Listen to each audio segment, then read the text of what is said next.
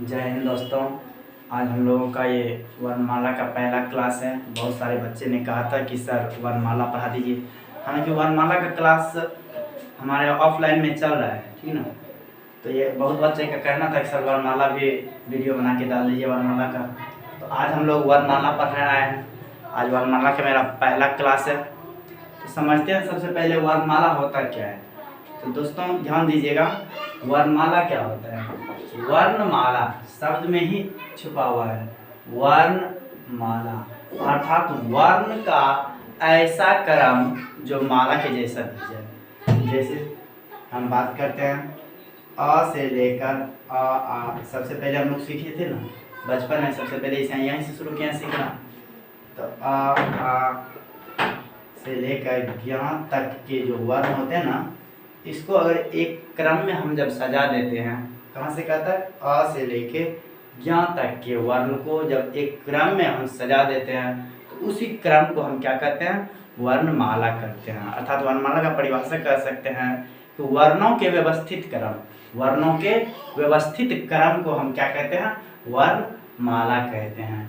अब इसमें ध्यान देने वाला बात है कि ये वर्ण जो है, वर्ण आया कहाँ से, वर्ण का खोज क्यों किया गया। एक्चुअली पहले जमाने की अगर हम बात करें आदिकाल के मानव का, तो उस समय जो है ना वर्ण नहीं लिखना आता था आदमी को। उस समय सिर्फ बोलने के लिए आता था, एक दूसरे से संकेत के माध्यम से बात कर लिया करते थे। तो उन्होंने सोचा कि ये जो हम उच्चारण करते हैं, बोलते हैं, इसको हम क्या करें कि हमारे आने वाले पीढ़ी भी इसे पढ़े। ऐसा हम क्या करें कि आने वाले जो शब्द हम बोल रहे हैं, जो सब कार्य कर रहे हैं, उस कार्य को हम क्या करें कि आने वाले पीढ़ी भी उस बात को जाने। तो उसी के लिए उस समय के लोगों ने क्या किया, वर्ण का खोज किया। किसका खोज किया, वर्ण का खोज किया। वर्ण को लिखने का प्रयास किया, एक आकृति बनाने का प्रयास किया। किसका, वर्ण को नहीं, ध्वनि को। क्योंकि उस समय सिर्फ ध्वनि निकाल पाता था आदमी। तो ध्वनि जो निकाला, तो सबसे पहले उन्होंने सोचा आखिर कैसे लिखा जाए। जैसे आम एक उच्चारण कर लेता था बट उसको लिख नहीं पाता था। उन्होंने लिखने के लिए दिमाग लगाया, सबसे पहले आम जैसे लिखना है, तो उन्होंने एक वर्ण को बनाने का प्रयास किया। जो आवाज़ निकाला उन्होंने आम जैसे निकलता है आ, तो आ का एक आकृति बना दिया कि इस तरह का आकृति को उस समय के लोगों ने इसको क्या कर दिया, इसको आ बोलना है। इसी तरह आकृति एक बनाया क, इसको क्या कर दिया, एक आवाज निकाला अंदर से क, और इसको एक आकृति बना दिया। इसको हम लोग क्या कहने लगे, क। इसी तरह से अ से ज्ञ तक के वर्ण को क्या किया, एक लिखा गया। उसके बाद लिखना क्या हो गया, आसान हो गया, ताकि उस समय के लोग लिख जब लिए तो उसको क्या किए, हमारे आने वाले पीढ़ी अच्छे ढंग से पढ़ के उसको समझने लगे कि हाँ ये सब बातें लिखा गया है। तो ध्यान दीजिए, तो ये वर्णमाला अर्थात वर्ण जो है, वर्ण को हम कह सकते हैं कि जो ध्वनि निकल रहा है हमारे अंदर से जो आवाजें निकल रही है, उसका क्या है, एक लिखित रूप है। उसका क्या है, ध्वनि का एक लिखित रूप है। कौन सी, वर्ण। तो वर्ण को हम क्या कहेंगे, ध्वनि का लिखित रूप कहेंगे। वर्ण को क्या बोलेंगे, ध्वनि का लिखित रूप। अब ध्वनि किसको बोलेंगे, तो जो वर्ण है उसका मौखिक रूप। ध्वनि किसको बोलेंगे, जो हमारा वर्ण है उसका मौखिक रूप। कैसा रूप, मौखिक रूप। तो वर्ण किसको बोलना है, ध्वनि का लिखित रूप। और ध्वनि किसको बोलना है, वर्ण का मौखिक रूप। अब हम लोग चर्चा करते हैं ये वर्ण होता कितना प्रकार का है। ये वर्ण जो है वो होता कितना प्रकार का है। तो वर्ण दो प्रकार का होता है। कितना प्रकार का होता है, वर्ण दो प्रकार का होता है। एक होता है स्वर वर्ण और दूसरा होता है व्यंजन वर्ण। कौन सा वर्ण होता है, वर्ण दो प्रकार का होता है। एक होता है स्वर वर्ण, दूसरा व्यंजन वर्ण। तो स्वर वर्ण अब कौन सा है, वर्ण बहुत सारा बनाया गया। तो वर्ण में उसमें स्वर वर्ण में किसको रखा, तो स्वर वर्ण में रखा उन्होंने कि जो वर्ण किसी दूसरे का सहायता ना ले। जो वर्ण क्या करे, किसी दूसरे का सहायता ना ले। अर्थात ऐसा वर्ण जो स्वतंत्र रूप से बोला जा सके। अर्थात हम लोग स्वर का परिभाषा भी कर सकते हैं कि स्वतंत्र रूप से बोले जाने वाले वर्ण को हम स्वर कर देते हैं। स्वतंत्र रूप से बोले जाने वाले वर्ण को स्वर कर देते हैं। जैसे उच्चारण करके आप देखिए, आ का सिर्फ अ है, इसमें किसी दूसरे वर्ण का कोई सहायता नहीं लिया जा रहा है। भाई आ बोल के देखिए, आ ये क्या है, अपने आप में स्वतंत्र है, ये किसी दूसरे का सहायता नहीं ले रहा है। तो इस सबको हम क्या बोलेंगे, स्वर बोलेंगे। आ ई ओ री ऐ औ। ये सब क्या है, स्वर है। एक ध्यान दीजिएगा, ये अन और अ है, इसको एक नया नाम से जाना जाता है, आयुर्वा। तो हमको जानना यह है कि इसको आयुर्वा ही क्यों कहते हैं, अर्थात रखा जाता है इसको स्वर में भी, कोई दिक्कत की बात नहीं, इसको स्वर में ही रखता है। बहुत सारे आदमी इसको बोलते भी है स्वर ही है, ठीक ना, लेकिन इसका एक अलग से भी नाम रखा जाता है, आयोगवा। तो इसमें हम जानेंगे कि आयोगवा को आयोगवा क्यों कहते हैं, ठीक ना। आयोगवा जो अन को रखा गया है, इसको क्यों रखा गया है, इसका नाम आयोगवा क्यों पड़ा। तो सर इस पे चर्चा करने से पहले हम लोग व्यंजन के बारे में थोड़ा सा देख लेते हैं। व्यंजन क्या है, स्वर तो देख लिए जो स्वतंत्र रूप से बोला जाता है। अब व्यंजन क्या है, व्यंजन की संख्या का अगर बात करें तो 39 होती है। कितना, 39। वही स्वर की संख्या 11 + 2 11 को आप गिनती मान लीजिए, ऐसा हो गया 2 अन और आ, ठीक ना। तो व्यंजन किसको कहते हैं, ध्यान दीजिएगा। देखिए एक्चुअली में व्यंजन जो है ना, क से लेके ज्ञ तक, ज्ञ नहीं इसको ज्ञ बोला जाता है। क्या बोला जाता है, ज्ञ।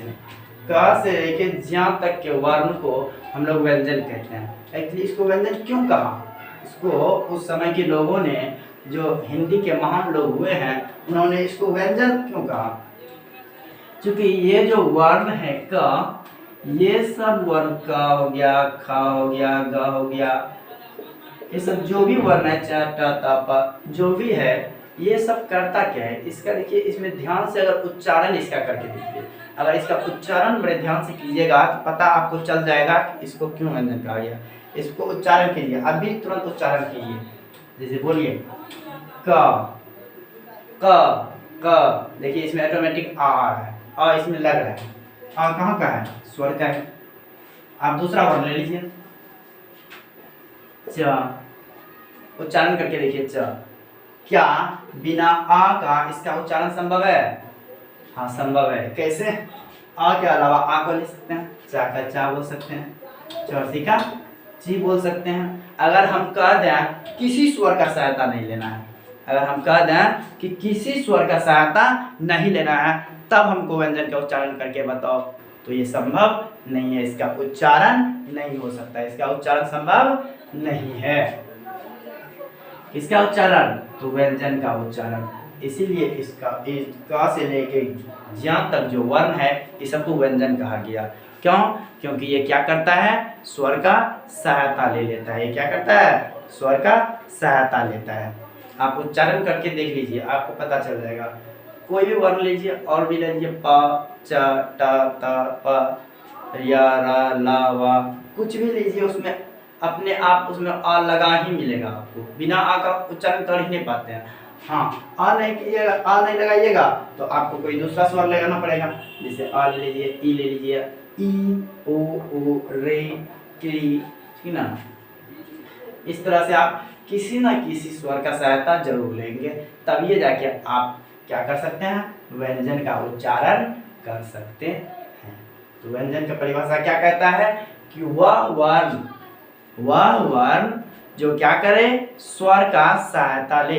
व्यंजन हम किसको बोलेंगे, वह वर्ण जो क्या करे, स्वर का सहायता ले। क्या करे, जो स्वर का सहायता ले। तो ऐसे वर्ण को हम लोग क्या बोलेंगे, व्यंजन बोलेंगे। क्या बोलेंगे, व्यंजन बोलेंगे। एक बार बोलने का प्रयास कीजिए, वह वर्ण जो स्वर का क्या कर ले, सहायता ले ले, तो उस वर्ण को हम लोग क्या कहते हैं, व्यंजन कहते हैं। तो ध्यान दीजिएगा। अब आते हैं थोड़ा सा इस पर, इसको आयोगवा कहा जाता है। क्यों कहा जाता है, बच्चों आप बचपन से रटते आएंगे, अन और आपको आयोगवा कहते हैं, अन और आपको आयोगवा कहते हैं। आज ध्यान दीजिए, आज सीखते हैं हम लोग को आयोगवा क्यों कहते हैं, कारण क्या है आयोगवा आयोगवा कहने का। ध्यान दीजिए, ये जो है अनुस्वार एक्चुअली यही है, अन और आ। ध्यान से देखिए, इसके पाछे क्या लगा हुआ है, आ लगा हुआ है, यहाँ भी क्या लगा हुआ है, आ लगा हुआ है। ये अनुस्वार बोल कर देखिए, अनुस्वार, अन अन अन, इसमें क्या आ रहा है, ऑटोमेटिक लग जा रहा है, ऑटोमेटिक लग जा रहा है। वही अब सर अ बोल कर देखिए अ। उसमें क्या आ रहा है, अ का उच्चारण अपने आप स्वतः घुस जा रहा है। एक तो अन अ क्या हो रहा है, अ जो है ये अ, ये वाला जो अ है ये ऑटोमेटिक इसमें क्या हो रहा है, घुस रहा है। क्या हो रहा है, घुस रहा है। तो जब इसमें घुस रहा है और कोई स्वर किसी दूसरे वर्ण में घुसता है तो जिस वर्ण में घुस जाता है वो वर्ण कौन सा होता है, व्यंजन होता है ना। कौन सा होता है वो वर्ण, व्यंजन। क्योंकि व्यंजन का काम है क्या करना, किसी दूसरे वर्ण का सहायता लेना, क्योंकि व्यंजन का उच्चारण बिना किसी स्वर की सहायता से संभव होता ही नहीं है। तो व्यंजन का काम है किसी दूसरे का सहायता लेना। बट यहाँ पे हम देखते हैं अनुस्वार और विसर्ग को, तो ये दोनों भी छोटा क्या कर रहा है, सहायता ले रहा है, किसका, स्वर का। तो ये दोनों के क्या होना चाहिए, ये दोनों के बारे में क्या कर सकते हैं हम, ये दोनों अ का सहायता ले रहा है, इसलिए हम अन और अ को व्यंजन कहना चाहिए। इसको क्या कहना चाहिए, इसको व्यंजन। अन और अ क्या होना चाहिए, अन और अ व्यंजन होना चाहिए। क्या होना चाहिए, व्यंजन। क्यों होना चाहिए व्यंजन, क्योंकि ये अनुस्वार जो है और ये विसर्ग जिसको हम कहते हैं, ये दोनों मिलकर ये दोनों क्या करता है, अ का सहायता लेता है। किसका सहायता लेता है, अ का। और सहायता लेने वाला काम करता है व्यंजन। इसीलिए अन और अ को किस में होना चाहिए, व्यंजन में होना चाहिए। अब ध्यान दीजिए, अब वहां से उठा के इसको ला लिए हम व्यंजन में। क्यों लाए पता चल गया। अब व्यंजन पे ध्यान दिया। अब जैसे अन और अ को हम व्यंजन के घर में लेके आए तो देखिए यहाँ पे, अब इसको क क्या है, क अपने आप में क्या है, एक व्यंजन है। क क्या है, एक व्यंजन है, हलंत लगा हुआ रहता है, वो अर्ध व्यंजन भी कहलाता है। अर्धवर्ण में क्या कहता है, ध्यान दीजिए। अब इसके साथ जैसे इस तरह से अनुस्वार और विसर्ग को लेके जाते हैं, तो यहाँ पे जैसे लगाते हैं तो देखते हैं ये कन का उच्चारण कर देता है, क का उच्चारण कर देता है। ये जो क है, ये जो क था हलंत के साथ, उसका क्या कर देता है, उच्चारण करता है। कौन कर रहा है, अनुस्वार। वही क से क बोलते हैं, क्या कर रहा है, उच्चारण कर रहा है। दूसरा एक और के रूप में देखिए, जैसे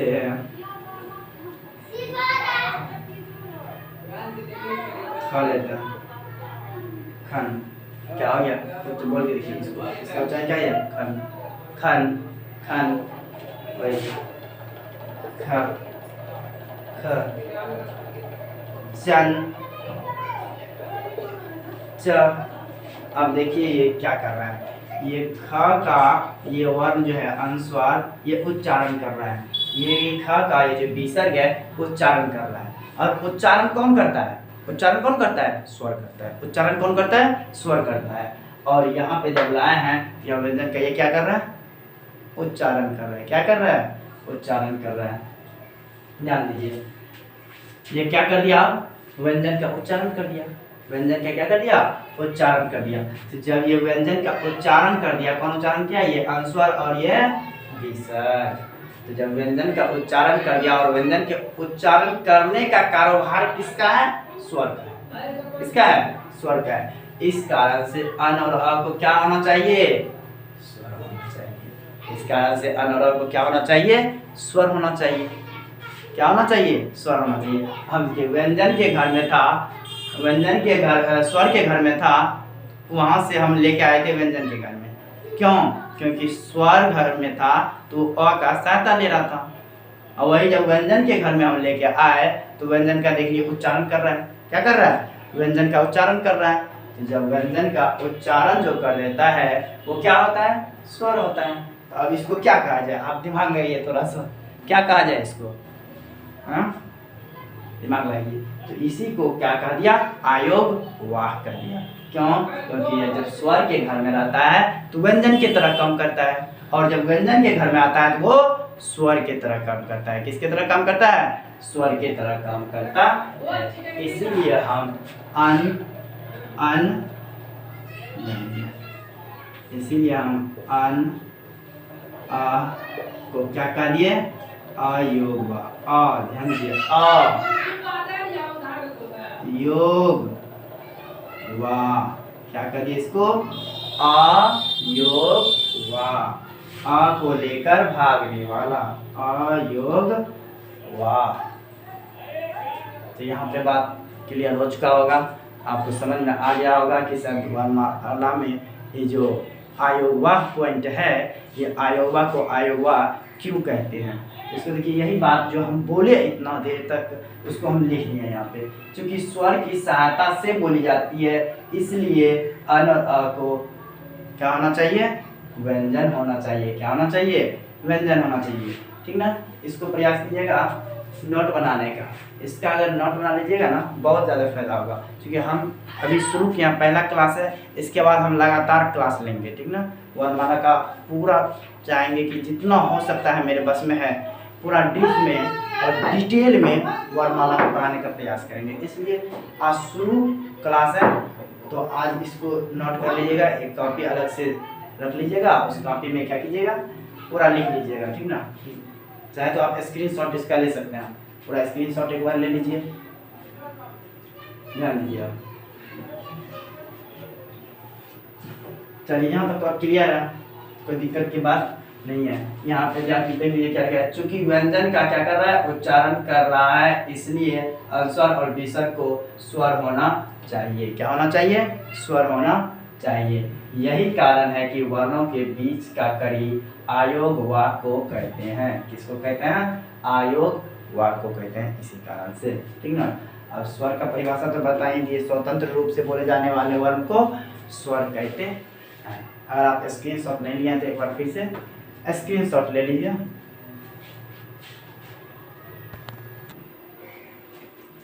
चलिए, आप लोग स्क्रीनशॉट ले लिए होंगे, ध्यान दीजिए। आज यहीं तक रहने देते हैं, इससे आगे फिर नेक्स्ट क्लास में करेंगे। तो आप इसको नोट बना लीजिए, जो भी करना है आप कीजिए। ठीक ना, आज के लिए बस इतना ही, आप मिलेंगे नेक्स्ट क्लास में। जय हिंद।